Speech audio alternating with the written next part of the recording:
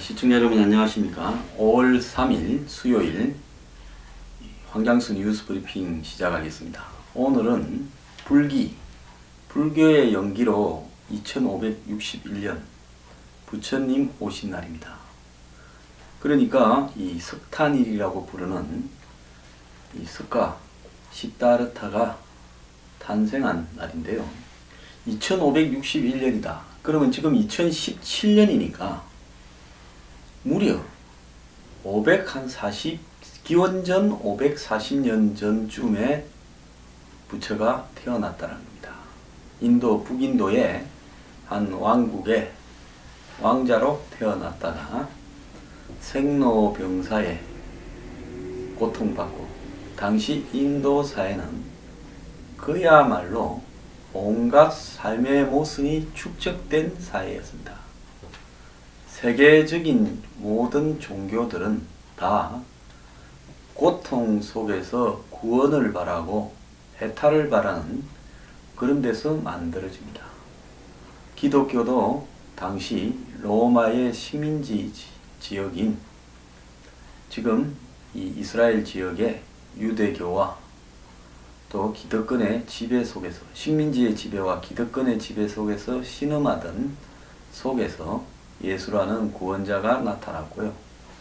불교 또한 당시 인도 사회는 부족 국가에서 왕권 국가로 가기 위한 치열한 싸움이 전개되던 시기입니다. 인도라는 지역을 하나의 국가로 이렇게 해석할 수가 없는 겁니다. 중국은 중화라고 하나의 국가처럼 이야기하지만 역사상의 중국은 다양한 민족이 서로 나누어서 지배하던 지역이었고요. 마찬가지로 세계에서 가장 인구 밀집도가 높은 인도 또한 다양한 종교와 민족들이 다양한 형태로 부족국가를 이루고, 또 그 부족국가끼리 일부는 서로 전쟁을 해서 왕권국가로 가던 그런 시기입니다. 한국은 당시에 고조선도 더 이전의 일이었죠. 아마 한국으로 보자면 거의 기원전 500년이면 선사시대라고 봐야 될 겁니다. 당시 인도 사회는 기원전 2000년부터 내려오던 한마디로 인도의 토속 종교인 브라만교, 윤회, 업, 해탈 이런 부분에서는 오늘날 불교가 이야기하는 부분과 비슷한 내용들입니다. 그래서 불교가 이 브라만교와 크게 다르지 않다라는 겁니다. 그 브라만교에 위에서 이주해온 아리안족들이 신전이나 신상, 그리고 이 제2행식을 좀 더 정교하게 현대 종교적으로 갖추면서 그것이 결합되면서 힌두교가 만들어졌는데요. 힌두교는 철저하게 브라만, 바이시야, 수드라, 크샤트리야 이런 4개의 계급으로 이루어진 계급 사회였습니다. 태어날 때부터 자기 운명이 결정되는 결정론적 사고가 지배하는 사회였습니다. 자신의 노력으로 삶을 변화시킬 수 없는 사회였고, 거기에 노예계급이나 서민계급들은, 평민계급들은, 전체 국민의 80~90%가 된 그런 계급들은 이 부족 간의, 왕국 간의 전쟁에 내몰려서 고통받고 신음받다가 죽어가죠. 그들의 삶이 얼마나 비참했는가 하는 것은 말할 나위가 없었습니다. 여기에 왕자로서 편안한 삶을 살던 석가, 어느 날 사람이 저렇게 인생이 고해인 어떤 고통을 받고 살아간다, 이것이 사람의 삶인가? 생로병사, 태어나서 늙고 병들어서 죽어가고, 그런데 그것도 또 행복한 사람의 이야기고, 지금 불교의 대부분은 생로병사의 고통에서 해탈했다라고 이야기를 하지만, 과연 석가가 불교의 생로병사만을 가지고 해탈을 했을까?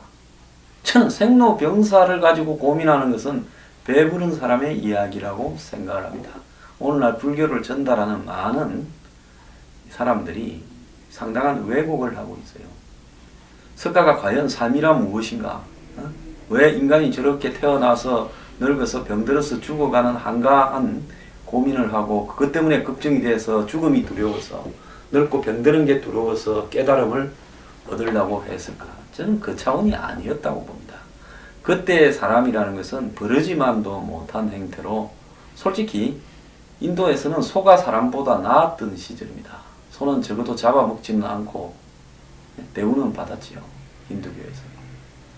그러니까 짐승보다도 못한 인생이 아니라 축생으로서의 삶을 바라보면서 어찌하여 다같이 태어났는데 어떤 사람은 저렇게 살다 가고 어떤 사람은 천국처럼 살다 가는가, 이런 기본적인 삶의 모순에 대한 깨달음 속에서 출가를 해서 한마디로 이 모든 인생의 욕망으로부터 벗어나는 해탈, 그리고 고통받는 중생에 대해서 이 해탈의 길로 끌어올릴 수 있는 일종의 교리적인 자비, 구원, 이런 부분을 이렇게 남겼다고 봅니다. 그래서 석가를 따르던 사람들이 오늘날 브라만교나 힌두교에서 좀 더 발전된 불교라는 틀을 완성을 했고, 그것이 아시아 지역에 널리 퍼지면서 오늘날 불교가 완성이 됐다고 봅니다. 그러면 지금 욕망과 사악함이 판을 치는 이 대선은 이 부처님 오신 날과 연결해 봤을 때 어떤 의미가 있는가? 지금 오늘날 대한민국의 불교는 기복 종교로 전락했습니다. 자기 자신의 욕망을 위해서 복을 받기를 기원하는 종교. 물론 할머니가 손자를 위해서 기도하고 부모가 자식을 위해서 기도하고 하는 부분은 인간의 자연스러운 욕망이기 때문에 그것을 나쁘다라고 볼 수만은 없지만은, 몸으로서 온갖 사악한 행위를 하면서 죄를 짓고는 절에 가서, 교회에 가서, 성당에 가서 기도함으로써 자신의 죄를 전부 이렇게 벗었다라고 생각하는데, 오늘날 사찰이나 교회나 성당이 어마어마하게 기여하고 있고, 오늘날 대한민국의 불교는 인간에게 생로병사의 고통에 대한 해탈과 자비와 구원을 입으로 말하지만은 그 전달자들이 대부분 기득권화 되어 있는, 한마디로 욕망의 종교로 전락해 가고 있다. 부처님 오신 날에 죄를 부려서 대단히 죄송한 말입니다만은 저는 성탄절날에도 대한민국 기독교에 대해서 마찬가지로 비판을 했습니다. 자, 오늘 주제는 종교의 문제가 아니라 대한민국의 현재 대선을 겪으면서 나타나고 있는 이 엄청난 사악한 욕망, 이 부분에 대해서 말을 하고자 하는 겁니다. 여러분, 어제 저녁에 벌어진 대선 후보 TV 토론을 보셨지요? 그 토론을 보고 여러분은 도대체 무엇을 느꼈습니까?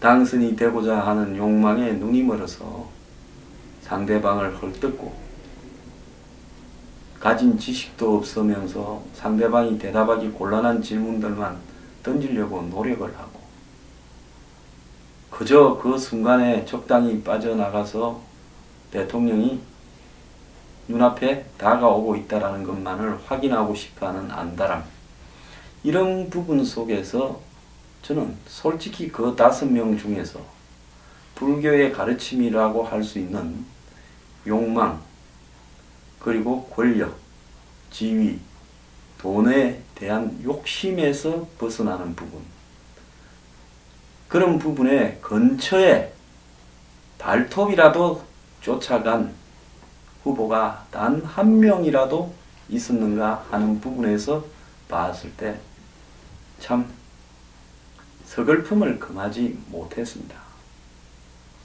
일반인 중에라도 저 정도 인격보다는 훨씬 나은 인격을 소유한 일반 국민들이 많을 거라고 보고 있습니다. 제 뉴스 브리핑이 오늘 이 부처님 오신 날 휴일날 나와서 이렇게 진행을 하고 있는데요. 이 회원이라고 제가 회비를 내달라고 강요하거나 부탁하지도 않습니다. 제 계좌를 걸어놓지도 않습니다. 솔직히 회원으로 가입해서 회비를 내려면 사무실에 전화해서 정관을 읽어봐라, 그리고 다시 연락해라, 소리를 듣고 정관 읽고 다시 연락해서 계좌번호 불러라 해서 굉장히 번거로운 절차를 거치도록 지금 하고 있습니다. 다른 사람들처럼 방송 앞에 계좌번호 적어놓고 돈 좀 보내주시오 그러지 않습니다. 왜냐하면 제가 이 뉴스 브리핑을 하는 과정이요. 저도 제 나름대로 저 스스로 깨달음을 얻어가는 과정이라고 생각합니다. 네 달이 아니네요. 이달 20일이면 이제 뉴스 브리핑을 진행한 지 만 2년이 됩니다. 지난 2년 동안에 몸이 심하게 아파서 목소리가 나오지 않은 3일을 빼고는 하루도 빠짐없이 휴일, 추석, 설까지 포함해서 이 방송을 진행해 왔습니다. 저도 이 방송을 진행해 가는 과정이요. 세상의 욕망과 저를 단절시키는 과정이라고 생각을 합니다. 전들 과거에 젊었을 때 일찌감치 출세 근처에도 가봤고 갖가지 사회적 지위도 눈꽃만큼이라도 누려봤고 그런 입장에서 돈과 출세와 또 지위에 대한 욕망이 왜 없겠습니까? 근데 제가 뉴스 브리핑을 제 돈을 벌기 위한 욕망으로 또 더 나아가서 제가 이 대선판이나 정치판에 끈을 대기 위한 욕망으로 그래서 그런 것들을 의식을 하면서 제 노후가 좀 편해야 되겠다라는 욕망으로 이 뉴스 브리핑을 이용을 하려 한다면 저는 이 대한민국에 널리고 깔린 욕망을 부추기는 한마디로 언론 파리들의 일부가 되어버리는 겁니다. 제 스스로 그것이 안 되기 위해서 엄청나게 스스로를 이렇게 단속을 해왔습니다. 그래서 어떨 때는 저도 욕망이 샘솟을 때는 의도적으로 이 욕망이 향하는 쪽을 향해서 비판을 하기도 했고요. 제 스스로 그런 어떤 욕망으로부터 단절시키기 위해서 제가 뉴스 브리핑 계좌번호도 걸지 않고 가입 절차도 2번, 3번 생각해보고 하라고 하는 겁니다.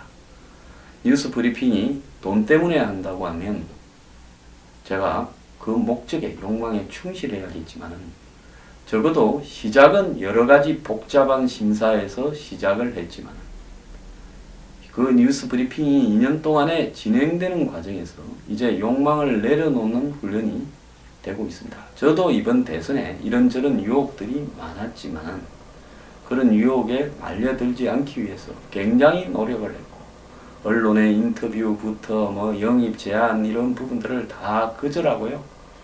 한마디로 나름대로의 길을 이렇게 가고 있는데 이것 또한 해탈을 배우기 위한 과정이라고 생각을 하고 제가 뉴스 브리핑 시청자들을 향해서 저열함을 이야기하고 정신 차리라를 말할 때요. 저도 그들에게 깨달음의 진리를 제가 좀 금방집니다만은 나름대로 나누려고 하는 노력이라고 이해를 해 줬으면 좋겠습니다. 사실 저도 사는 것이 이 인생이 고해라고 생각합니다. 저는 신병이 좀 있습니다. 그래서 몸이 많이 불편합니다. 오늘 뉴스 브리핑을 좀 일찍 진행을 해야 되겠다. 오늘 일정이 좀 많고 바쁩니다. 저녁 때까지. 그래서 이렇게 사무실로 전철에서 내려서 오는데 저 앞에 이 건널목에 신호등이 바뀔라 합니다. 뛰어가야 되나? 안 그러면 걸어가야 되나? 아니 내가 뭔 욕망을 추구할 게 있다고 이 양쪽 고관절을 수술해서 잘 뛰지도 못하는 입장에서 이 건널목을 뛰어가야 되나? 안 그러면 다음 신호에 가지 생각을 하는데 내가 이 방송이 조금 늦어지면 또 전체 일정에 지장이 있고 또 이 방송을 보는 사람의 지장이 있을까봐 결국 뛰었습니다. 그러니까 순간적으로도 그런 아무 보잘것없는 욕망에도요 갈등을 하는 건데 그런 욕망이 아니라 정말 큰 욕망에 얼마나 저도 갈등을 하고 살겠습니까? 저도 이 가정이 있고 저도 가장이고 저도 이 중년의 고민들을 다 짊어지고 있습니다. 거기서 나오는 일상적인 자잘함이라든지 한마디로 진부함이 저 역시도 똑같이 있습니다. 이런 부분들을 저 스스로 정리해가는 과정이 굉장히 고달픈 과정의 연속입니다.